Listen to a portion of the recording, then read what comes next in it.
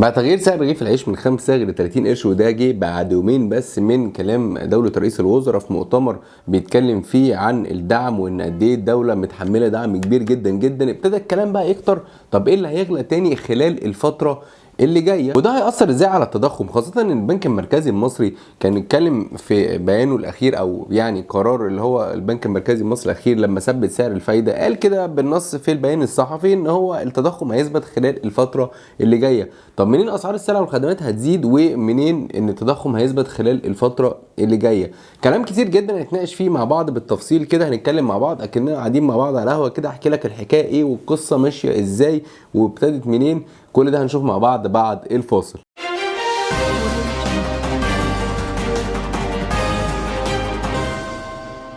ازيكم عاملين ايه؟ يا رب تكونوا بخير. انا معاكم محمد عسال في القناه اللي تخص البنوك. يعني عايز اقول لك الناس كتير جدا من اللي بتتفرج علينا مش عامله اشتراك في القناه، فاستاذنك تعمل لنا اشتراك في القناه وتفعل خاصيه الجرس، لان كل فيديو بنعمله احنا هدفنا ان احنا يعني نوعيك ماليا ونعرفك الدنيا ماشيه ازاي بطريقه مبسطه جدا جدا، بعيدا عن المصطلحات الاقتصاديه اللي هي الايه المعقده. طيب خلينا نشوف بقى القصه كده ايه جت منين. بقى لنا فتره كبيره عايشين في موضوع ايه قطع الكهرباء. الدنيا الكهرباء كانت بتقطع عادي من قبل رمضان، وبعد كده في رمضان ما قطعتش، بعد كده بعد رمضان ابتدت تقطع شويه. طيب ايه اللي حصل؟ جه الرئيس السيسي من اسبوع كده كان بيتكلم عن الموضوع دوت في مؤتمر، يعني بيتكلم ايه عن موضوع قطع الكهرباء، وقال لك ان احنا عشان ما نقطعش الكهرباء المفروض تزيد سعرها ضعفين او 3 عن اللي موجود دلوقتي، وان هو عشان مش عايزين يزودوا فبيضطروا ان هم يقطعوا عشان خاطر ايه يحاولوا يوفروها من الناحيه التانيه.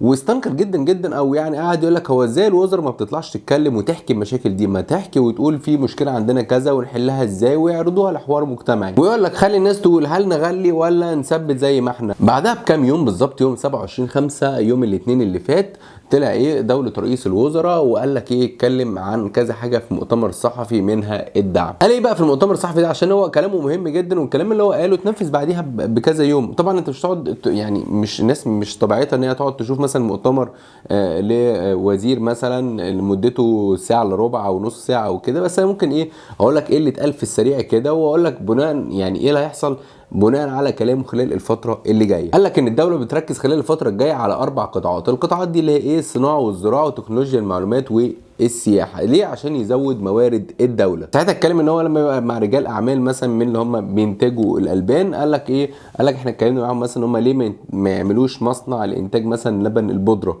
ليه؟ عشان هو دوت يعني بيكلف مصر فاتوره استيراديه كبيره. وقال لك ان اساس المشكله طول ما احنا عندنا استيراد عالي جدا والفاتوره بتاعتنا الاستيراديه اعلى من الصادرات بتاعتنا، طول ما احنا هيفضل عندنا المشكله دي مزمنه. حتى لو جالنا شويه فلوس دلوقتي برضو في الاخر هتخلص وايه وهيحصل نفس المشكله خلال الفتره الجايه. فالحل ايه؟ الحل ان انت لازم تعالج المشكله المزمنه دي، ان انت تنتج هنا. اما بعد كده قال لك كلمه مهمه جدا جدا جدا، ودي بقى نركز فيها قوي لان ده اللي عارف اللي هو زي ما بيقولوا ما بين السطور كده. قال لك ايه؟ ان هو لو احنا نحينا فاتوره المواد البتروليه جانبا، يعني لو خلينا يعني شلنا مثلا فاتوره المواد البتروليه، انت بتستورد بترول وغاز والكلام ده، لو شلنا بقى فاتوره المواد البتروليه دي هيبقى مصروفاتنا قد ايه؟ قد الفلوس اللي بتجيلنا، قد دخلنا، وهنا المشكله مش تبقى موجوده. واتكلم عن فاتوره الدعم وبالذات عن رغيف العيش. رغيف العيش اللي هو ب5 صاغ.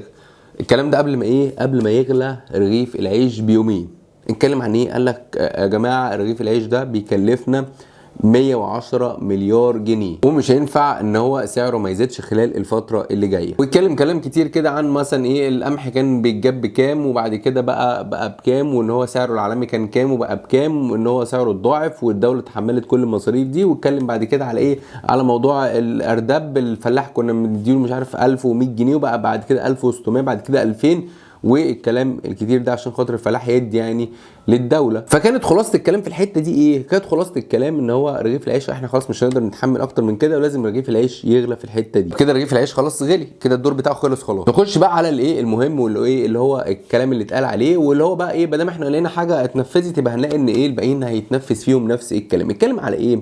على موضوع الكهرباء. قال لك ان الكهرباء هنا بتعتمد على الوقود التقليدي، وزمان كان يعني مثلا السد العالي كان مصر بتعتمد عليه بشكل كبير جدا جدا، بس في وقت كان عدد الناس اللي موجود في مصر كان قليل، انما دلوقتي العدد بقى اكتر بقى ضعاف. فبيقول لك ان دلوقتي ايه الاعتماد على السد العالي ده يعني ما بنعتمدش عليه اكتر من 7%، او ما بيدخلناش اكتر من 7% من احتياجاتنا من الكهرباء، وده يعتبر ايه طاقه نظيفه. لكن الاعتماد الكلي كله على ايه؟ على الغاز وايه والوقود التقليدي. هتيجي تقول لي طب ما في مشاريع كل شويه، مش عارف محطه رياح ايه، جبل الزيت ايه الكلام ده. لك بالنص كده ان كل العقود اللي احنا بنمضيها بالنسبه اللي هي المحطات الطاقه النظيفه دي كانت تكلفتها عاليه خلال الفتره اللي فاتت، بس احنا شايفين ان الفتره الجايه يعني هنقدر نعتمد عليها، بس اي عقد بنمضيه مش اقل من سنه ونص سنتين عشان خاطر يبتدي يخش الخدمه. فمعنى كده ان المحطات دي عشان تبتدي تورد لنا طاقه نظيفه مش اقل من سنه ونص سنتين. هو بيقول لك ان 60% من الغاز الطبيعي اللي هو مصر بتنتجه دلوقتي اصلا بيخش في الكهرباء، وان وزاره الكهرباء بالبلدي ان هي الفلوس المفروض تسدد 4.25 تكلفه، لا بتدفع لوزاره البترول 3 جنيه. فمعنى كده الكهرباء لازم سعرها تزيد. ادي مقدمتها اهي، بيقول لك ان الكهرباء لازم سعرها تزيد، لان هو اتكلم ان هيئات اللي هي الكهرباء وكده دي هيئات اقتصاديه، دي المفروض ولا تكسب ولا تخسر، انما دي بتخسر، لان انت دلوقتي هي الدوله بتدعم فرق الكهرباء ده. فمعنى كده هو كان بيقول لك ان هو بيعتمد على ان مثلا الفئات اللي هي بتستخدم كهرباء قليله اللي هي مثلا الشريحه الاولى والثانيه والثالثه دي الدوله بتدعمها وهتفضل تدعمها كده، انما الفئات اللي هي اللي بعد كده مثلا الفئات التجاريه او الفئات اللي هي بتخش بقى في الشريحه السبعه والثمانيه والتسعه، لا دي هو كان بيعوض الفرق المكسب بقى هنا كده في الدعم اللي هو بيجي، فكانت في الاخر بتحقق توازن ولا تكسب ولا تخسر. انما هي دلوقتي بتخسر. بناء عليه قال لك ان الدوله مش هتقدر تستحمل الكلام ده، فبناء عليه فبناء عليه لازم خلاص يزود سعر الكهرباء، لان هو لو ما زودوش قال لك ما انا هجيب العجز ده منين؟ هستلف، ولو استلفت انا بستلف بالدولار، وبستلف بالدولار بدفع فوائد بتوصل ل 7%. فبناء عليه هم كلف وزير الكهرباء وزير البترول ان هم يحطوا خطه ويبتدوا بقى يشيلوا الدعم ده تدريجي. يعني المفروض الاسعار دي تزيد تدريجي، والمفروض اصلا الكهرباء ما تقطعش على بحد اقصى ديسمبر اللي هو مع التوقيت الصيفي ما يخلص، يعني قال لك بنوفمبر ديسمبر الجايين. فمعنى كده ان احنا من خلال الكلام ده خلاصته خلاصته ان هو بيقول لك ان انا هزود اسعار الشرايح بتاعه الكهرباء تدريجي خلال الفتره اللي جايه. بعد كده اتكلم على بقى النقطه الثالثه والمهمه، دعم الطاقه البترول. وقال لك ان هم يعني اسعار البرميل اللي هو سعر برميل برنت كان ب$50 للبرميل، دلوقتي وصل ل 97، وبعد كده دلوقتي هو بيلعب يعني في ال 85 87 في الحدود دي. المشكله هنا الرئيسيه في السولار، ان هو لو زود السولار اسعار كل حاجه هتزيد. ليه؟ لانه بيخش في الجرار بتاع الارض الزراعيه وبيخش في كل حاجه، فبالاخر لو زود السولار لازم الاسعار هتزيد. فايه الحل؟ قال لك ان هو يعني هيبتدي يشيل الدعم على البترول خالص، بس يعني مش السولار هيفضل مدعوم سنه، انما البنزين لازم الدعم يتشال من عليه خلال الفتره اللي جايه، يعني بحد اقصى ديسمبر 2025. يعني خلال السنه ونص الجايين دول مش هينفع يبقى في دعم على البنزين، او يوصل في مرحله من المراحل ان هو يعوض سعر البنزين في السولار عشان الحياه ما تغلاش. ده كده كان خلاصه كلام دوله رئيس الوزراء. معنى كده ان خلال الفتره الجايه هيعلى اسعار الكهرباء تدريجي وهتعلى اسعار البنزين تدريجي. خلاص كده احنا عارفين عشان ما نتفاجئش ان فجاه سعر الكهرباء زاد ولا سعر البنزين زاد. حتى استاذ عمرو اديب كان يتكلم عن الموضوع ده، وتتكلم عن قال لك يعني هو ماشي، هو دوله رئيس الوزراء في خلال المؤتمر الصحفي بتاعه بيتكلم هو كانه بيستف ورقه يقول لك والله احنا بنكسب كام وبنخسر كام ومتحملين كام والكلام ده.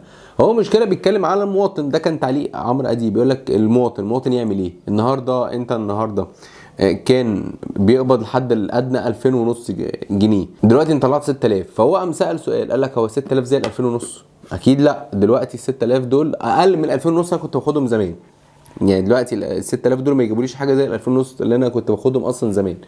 فهو يقول لك طب انت النهارده لما تقعد كل شويه تزود، طب المواطن يجيب منين؟ وزي ما احنا قلنا بعديها فعلا بعديها بيومين طلع بقى مؤتمر تاني لدوله رئيس الوزراء بيتكلم على زياده رغيف العيش. في الاخر اتكلموا ان هو المفروض الدعم يبقى نقدي، مش اللي هو على سلعه معينه، لا النقد الشخص ياخد الدعم ويستخدمه في اي حاجه. ممكن ما يبقاش هو بيجيب العيش فيستخدموها في مثلا في الحاجات التموينيه الثانيه. ان الموضوع ده هيطرح للحوار المجتمعي. بقى خلاصه الكلام كتير اولا قلته في الفيديو ان الكهرباء والمنتجات البتروليه هتزيد خلال الفتره اللي جايه. طب اقتصاد الشركه مع بلومبرج كانت عامله كده رسمه كده حلوه قوي بتتكلم على الدعم قد ايه في الموازنه. تعال نبص كده على الموازنه عامله ازاي كده ونشوف الدعم قد ايه فيها. يقول لك دعم السلع يستحوذ على 8% بس من اجمالي مصروفات موازنه مصر 2024 2025.